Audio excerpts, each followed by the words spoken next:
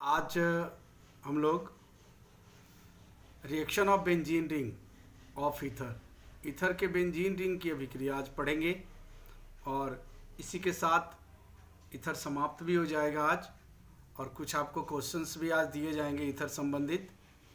तो चलो benzene ring की अभिक्रिया पे बात करते हैं। बेंजीन रिंग, ये बेंजीन रिंग और ये एनिसॉल। अगर बेंजीन रिंग पे OCH3 लगा हो, मिथॉक्सी बेंजीन को एनिसॉल बोलते हैं। तो कहता है कि मिथॉक्सी बेंजीन में जब भी आप कोई सब्स्टिट्यूशन करोगे तो इसके दो स्थानों पे सब्स्टिट्यूशन होता है, एक ऑर्थो पोजीशन पे और दूसरा मेटा पोजीशन पे। इसीलिए इस सब्स्टिट्यूशन के कारण ये जब भी हम कई तरह के रिएक्शंस जैसे हाइलोजिनेशन, सल्फोनेशन, नाइट्रेशन या फ्राइडल-क्राफ्ट रिएक्शन, एसाइलेशन, एल्काइलेशन करते हैं तो ये हमेशा हमको मिक्सचर ऑफ ऑर्थो एंड पारा प्रोडक्ट देता है, जिसमें पारा प्रोडक्ट जो है ये मेजर प्रोडक्ट होता है और जो ऑर्थो प्रोडक्ट है वो माइनर प्रोडक्ट होता है। तो आओ बात करते हैं हाइलोजिनेशन। हाइलोजिनेशन में सबसे पहले क्लोरीनेशन। एनिसॉल को जब क्लोरीन के साथ FeCl3 की उपस्थिति में हम रिएक्ट कराते हैं तो ये हमको ऑर्थोक्लोरोएनिसॉल और पाराक्लोरोएनिसॉल का मिक्सचर देता है।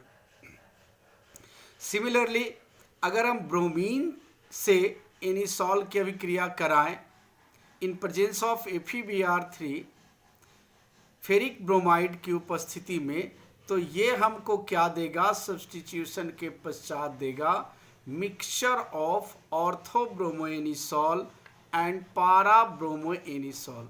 इस दोनों का मिक्सचर देता है। परसेंटेज ऑफ पारा कंपाउंड्स मेजर होता है, ज़्यादा होता है। चलो सल्फोनेशन पहले से जानते हो। सल्फोनेशन क्या? सल्फोनेशन मेन किसी भी कंपाउंड्स का H2SO4 के साथ रिएक्शन। तो जब हम एनिसॉल को कॉन्क H2SO4 के साथ रिएक्ट कराते तो ये हमें क्या देगा? ये देगा mixture of ortho methoxy benzene sulphonic acid and methoxy पारा मिथॉक्सी बेंजीन सल्फोनिक एसिड। ये मिक्सचर है, दोनों का mixture. Ortho methoxy benzene sulphonic acid, पारा मिथॉक्सी बेंजीन सल्फोनिक एसिड का मिक्सचर। तो ये उसके बाद हम लोग देखते हैं नाइट्रेशन। नाइट्रेशन किसको कहते हैं? वो अभिक्रिया जिसमें ऑर्गेनिक कंपाउंड्स की HNO3 के साथ हम अभिक्रिया कराते। तो HNO3 के साथ भी कराओगे तो वही प्रोडक्ट देगा। HNO3 के साथ मान लो हमने कराया तो ये हमको क्या देगा?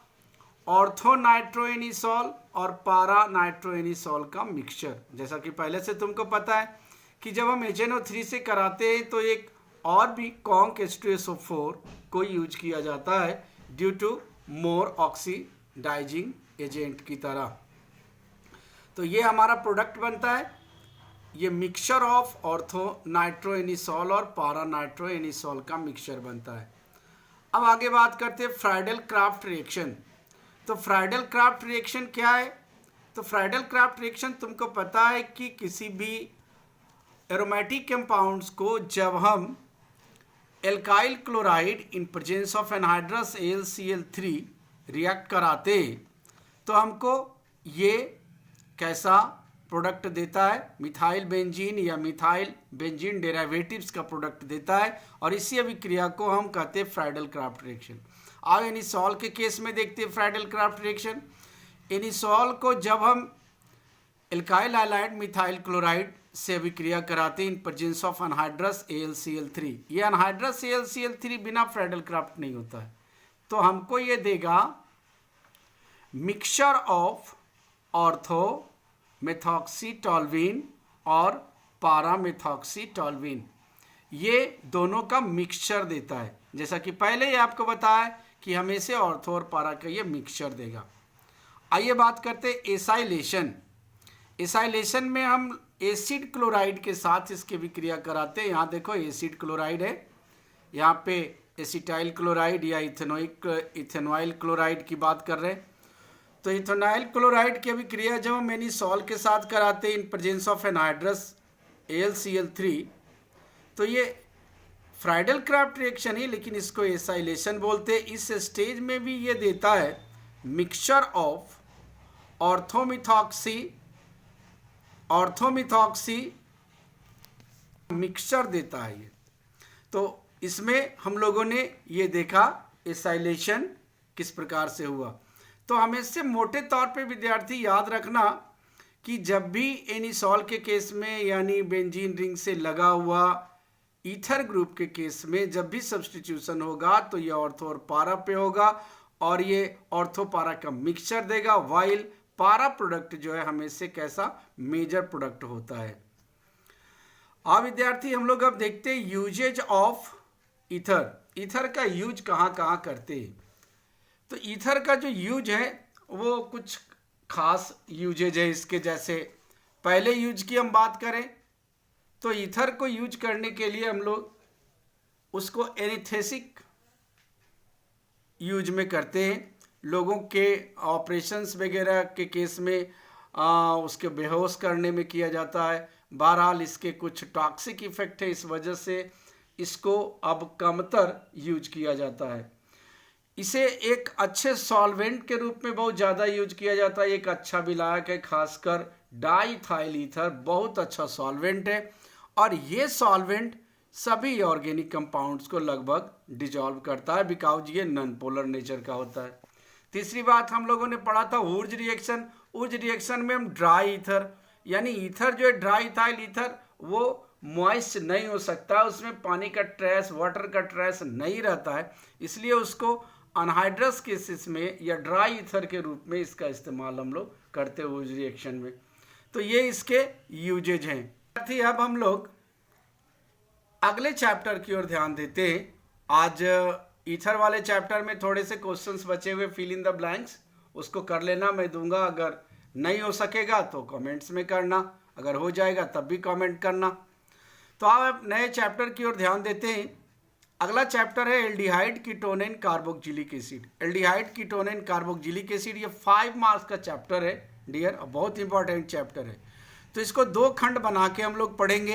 एक खंड में हम लोग एल्डिहाइड और कीटोन को पढ़ेंगे और दूसरे खंड में हम स्पेशली कार्बोक्सिलिक एसिड को पढ़ेंगे, उसकी प्रॉपर्टीज को पढ़ेंगे। इस दोनों को कंबाइंड फॉर्म में पढ़ेंगे। इसके कंबाइंड फॉर्म में पढ़ने का कारण ये है कि दोनों की स्थिति में अगर देखोगे तो ये दोनों में क्या है, एक कार्बोनिल ग्रुप है। यहाँ अगर H लगा हुआ है तो एल्डिहाइड है, अगर यहाँ पे R C double bond O के साथ कोई R जुड़ा हुआ है तो ये कीटोन है। ये दोनों में कार्बोनिल ग्रुप एक साथ है, तो इसकी इसीलिए इसको हम एक साथ पढ़ेंगे। चलो बात करते हैं एल्डिहाइड। एल्डिहाइड का क्या फंक्शनल ग्रुप CHO या C कार्बोनिल ग्रुप H। अब अगर हम थोड़ा सा एक शॉर्ट नोमेनक्लेचर फॉर्म करेंगे, थोड़ी सी परिचय ले लेते हैं। नोमेनक्लेचर में क्या है कि अगर इस स्टेज को हम देखेंगे, इसको बोलते हैं फॉर्म, और कॉमन नेम इसका है कि अगर इसमें H लगा दे तो एल्डिहाइड जोड़ देंगे, क्या हो जाएगा फॉर्मल्डिहाइड। तो फॉर्मल्डिहाइड और IPSC नेम में क्या करते हैं कि कार्बन को गिन के उसके वर्ड रूट के साथ N जोड़ के अल लगा देते हैं। तो ये कार्बन का मीथेन और उसमें अल लगा देंगे तो मीथेनल, ये मीथेनल, लेकिन मीथेनल से ज़्यादा ये फॉर्मल्डिहाइड नाम से जाना जाता है, हालांकि ये कॉमन नेम है। फिर भी अगर हम बात करें CH3 C डबल बॉन्ड हो तो इसको एसिड बोलते, वर्ड रूट नेम है, रूट नेम है।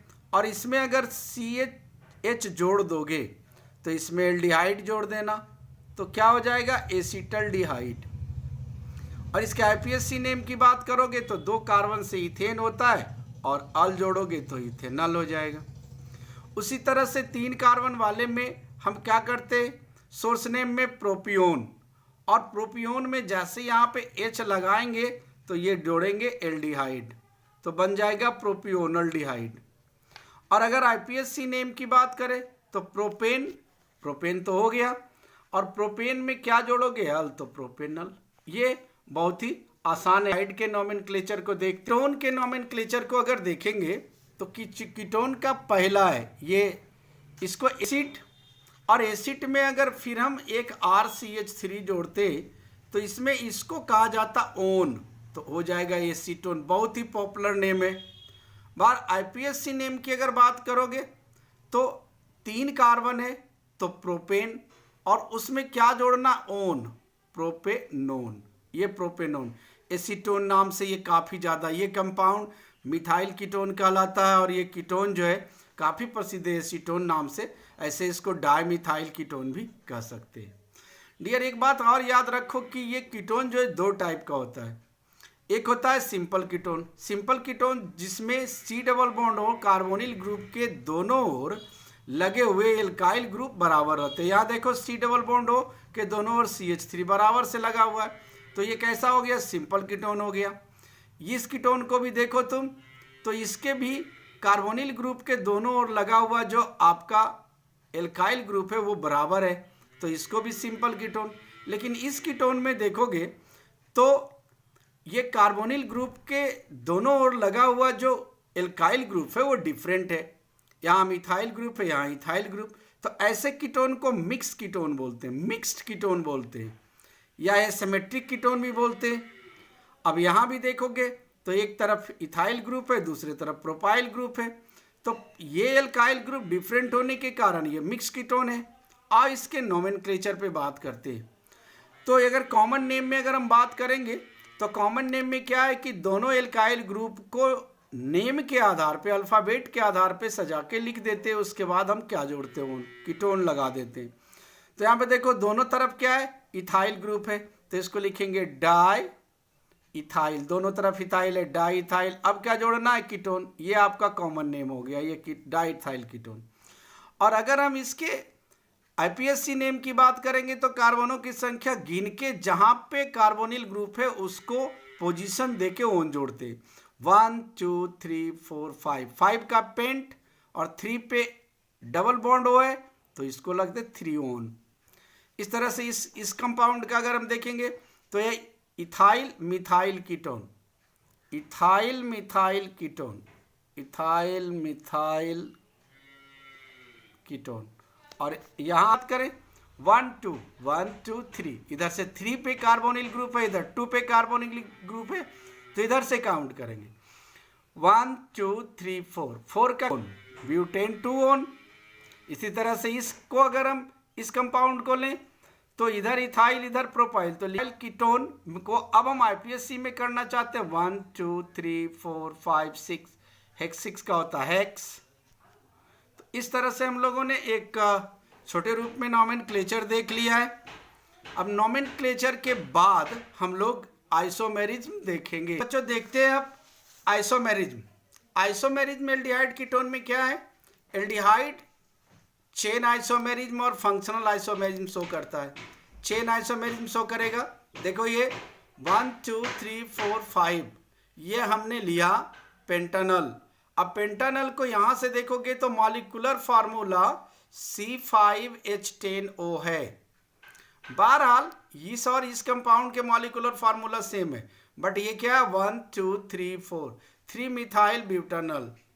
अब यहाँ पे बात करोगे 1 2 3 4, 2 मिथाइल ब्यूटानल, और यहाँ पे 1 2 3 4, 3 डाईमिथाइल ब्यूटानल।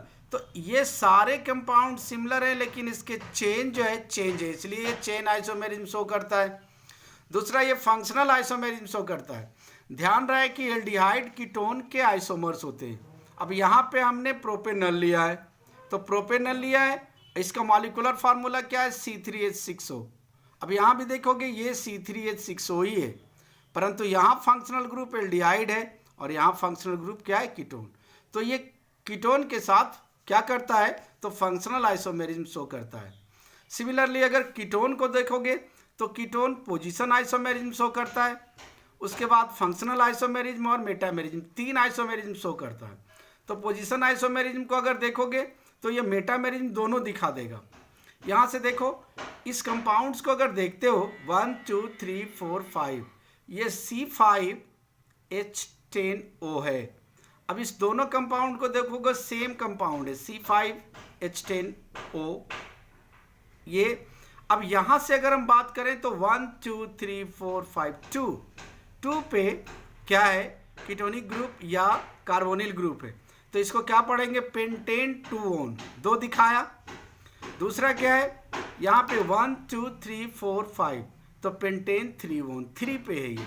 तो ये पोजीशन दिखा रहा है कार्बोनिल ग्रुप का, इसलिए ये पोजीशन आइसोमेरिज्म शो करता है। जहाँ तक फंक्शनल आइसोमेरिज्म का सवाल है, तो ये कीटोन का फंक्शनल आइसोमेरिज्म एल्डिहाइड के रूप में हम शो करते हैं, अर्थात कीटोन फंक्शनल आइसोमेरिज्म भी शो करता है। अब आ जाओ हम बात करते हैं मेटामेरिज्म की। तो मेटामेरिज्म जो है वो क्या है, वो दरअसल पोजीशन आइसोमेरिज्म का ही एक दूसरा पार्ट है, कहने के तरीके में केवल अंतर है। हम कहते हैं कि अगर किसी भी कंपाउंड का मॉलिक्यूलर फार्मूला, उसके फंक्शनल ग्रुप सिमिलर हो, बट फंक्शनल ग्रुप से लगे हुए एल्काइल ग्रुप यदि डिफरेंट हैं, तो उसको मेटामर्स या मेटामेरिज्म बोलते हैं। अब यहाँ पे देखो, इस फंक्शनल ग्रुप, दोनों कंपाउंड सेम है, फंक्शनल ग्रुप भी सेम है, लेकिन इसके एक तरफ प्रोपाइल एक तरफ मिथाइल, लेकिन यहाँ दोनों तरफ इथाइल ग्रुप है। तो एल्काइल ग्रुप के चेंज होने के कारण ऐसे को हम कहते हैं मेटामेरिज्म। बच्चों, आज हम लोगों ने देख लिया है, एल्डिहाइड कीटोन को स्टार्ट करा है और इसी को लेके आगे चलेंगे। अच्छे से स्टडी करो। आज हमने इसका टाइम भी बढ़ा दिया है, तो काफ़ी मेहनत से और अच्छे लगन से पढ़ो और ज़्यादा से ज़्यादा लोगों को लाभान्वित करो, जोड़ो। ठीक है, थैंक यू।